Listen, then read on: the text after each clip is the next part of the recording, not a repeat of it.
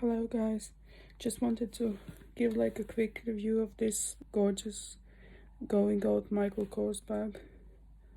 Absolutely love all the details. I haven't worn it too much just because it's my special bag. It reminds me of some more expensive brand beautiful bags. It's leather chain as well.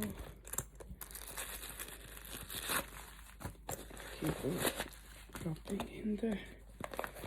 Inside it's not too small, but it's just like the small bags to go out, like a bit larger than a pouch. One tiny slip pocket inside. Michael Kors, I think. This one is quite from a few years ago. No outside pockets, but I would assume that any that's similar style afterwards would be just as gorgeous.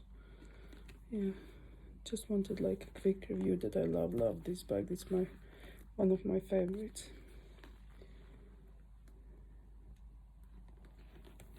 And Michael Kors on the back. Hope you like it. Bye guys.